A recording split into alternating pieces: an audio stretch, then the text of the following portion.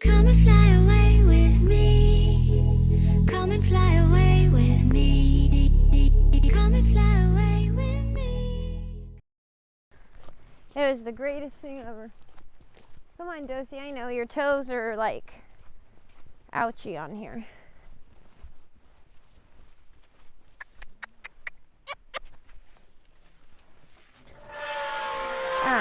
So as a little girl, we always are asked, what do you want to do when you grow up? I want to be a vet. But I actually grew up with a family that, I grew up in Seattle, so there was no horses.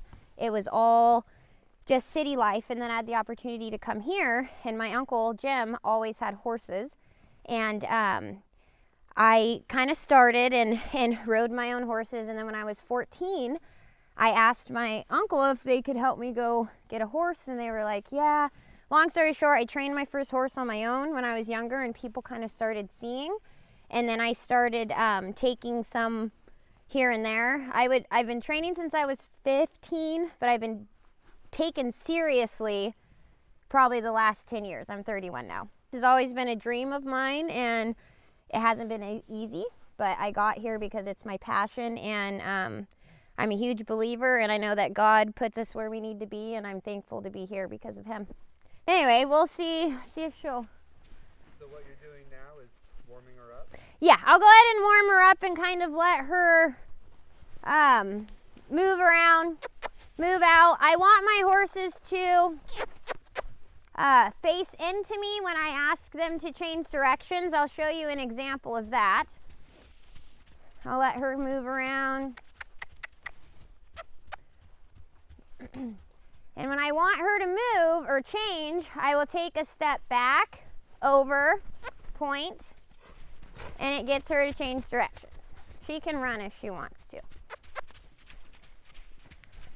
And you want your horses to change facing you, because I always ask, would you rather have two eyes or two hind legs when you're asking them to change? Respectfully, she needs to do that there.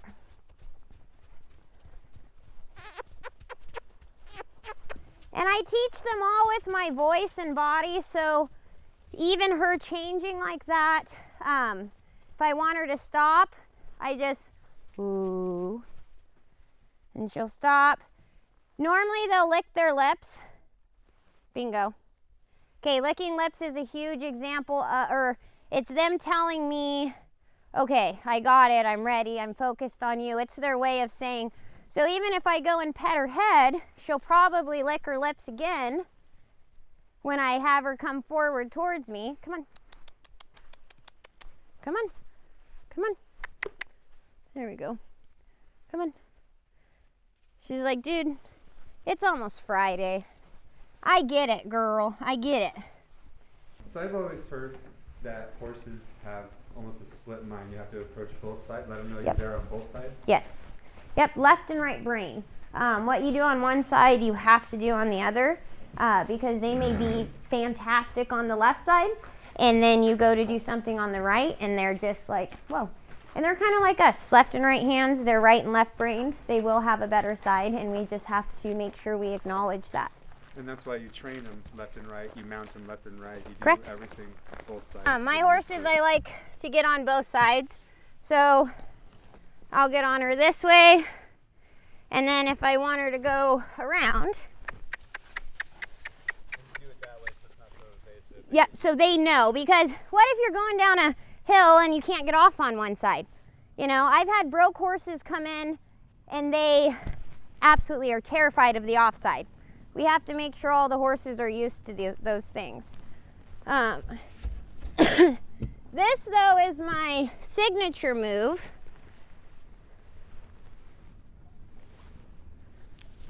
Oh, maybe not today. Maybe not today. We'll probably do it with Rocky. Did you see that, Shayla? But again, this horse was not broke to ride when she came in. Let's talk about your style of training, the no touch style, Sure. the air style. Yeah, so I am huge on what I call air pressure. I don't believe in poking and prodding and forcing a horse to do something. So if I want my horses to respond to me, I don't use my hands to poke them or anything. I use air pressure. Okay, so I teach them, you know, like when people pivot in basketball and they have to obviously have a pivot foot, keep that foot still. I teach these horses to pivot on the haunches, and what I do is I call it air pressure, and what she needs to do with this foot is start moving it over and keep her hind foot still. So I'm gonna ask her to cross, and you'll see her front foot is crossing over. And here she kept that back foot still, and that's our pivot. And that's a part of training you want your horses to know. What you do one way, you have to do the other. So ask here, here, here, here, here. And I don't once touch them. It's all air pressure. Once you do front and hind, you can get them to do this. Over, over, over, over. Where they cross the fronts and the hinds. See her licking her lips? That's another way of her accepting what we do. Okay. And I believe it's really great because we have people in this world that may not think they're able to do things. They may think that they're limited because they may not have the limbs they need or whatever, but like veterans. Like veterans even, yes. If you have the passion and you want to learn to work with horses, you can do it. You don't need to have all the limbs. You just need to have the heart and the passion and the patience for young little toddlers like this. What I think is awesome about that is, like, because of the way you train, a person could not have legs and they can still ride a horse. A person cannot have arms, still ride the same horse. A person cannot have any and still ride. Exactly, yeah. By voice command. Because they truly do understand us, and we don't need to have all the extra. And you know, like, I believe in spurs. I'm not one of those people that are like, oh, don't use, but we should always have a connection with the horses, and they will do more for us. And if you know anything about a weanling, they are like a 3-year-old toddler. And this is why it's your training horse. Yes. And so she's, you know, what I do with these babies is just teach them patience, and obviously she's being great at that right now. This, and yeah, it's definitely a repeat system, but it's almost, I love it.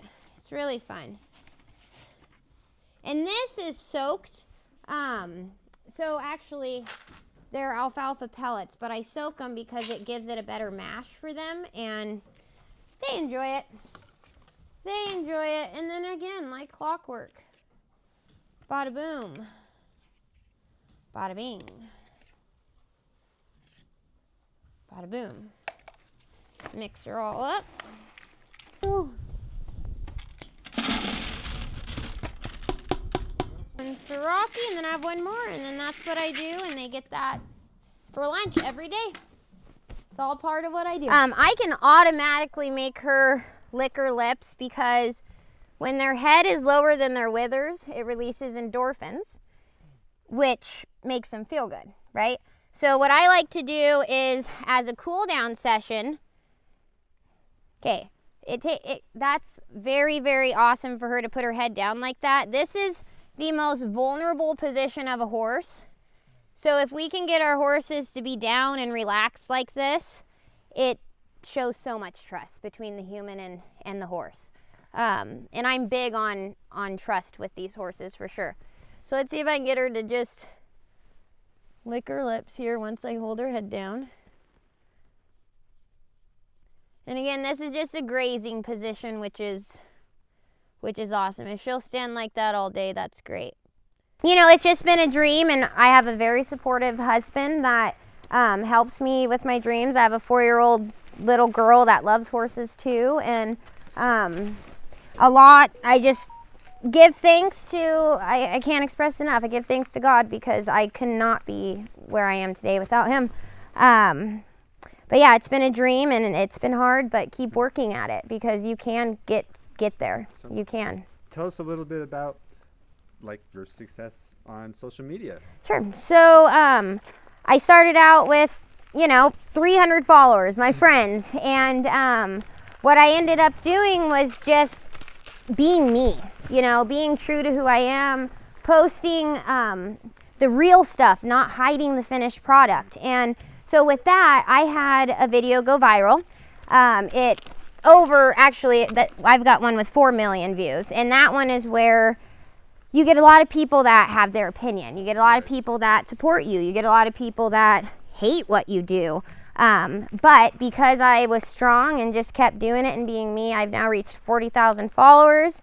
And to be honest, it is part of what I do. It helps an income for me as well. And I just really support other people that want to support small businesses. Water. Come on.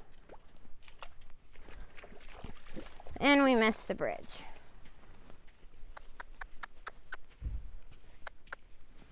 Just kidding. We're not going to go over the bridge today. But still, the trust of going through water. Yeah. I mean, and she's a real good girl. Ooh, ooh, ooh, ooh.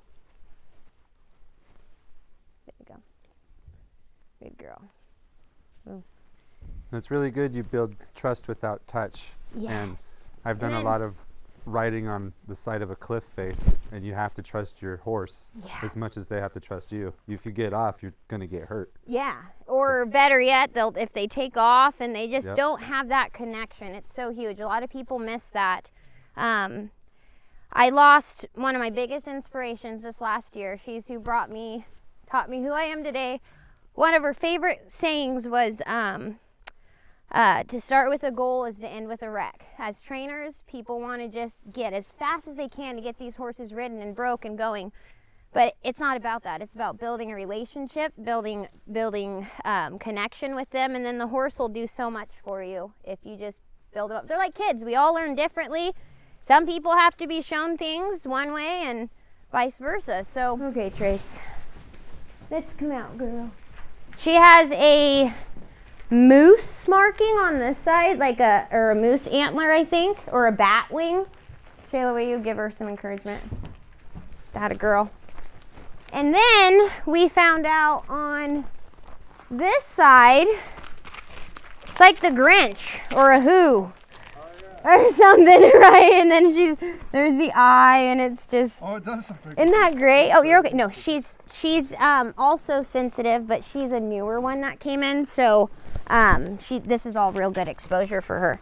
So what other things are you involved in the community? Like, do you do any extracurricular activities or any associations? Yeah. I mean, I am a 4-H leader.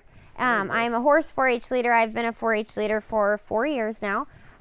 Growing up, I was in 4-H, so again, I'm just kind of following those footsteps.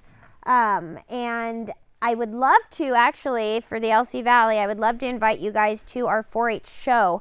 It is the second weekend in May. I'll double check Mother's Day weekend. If you're not doing anything, please come out and support our kids.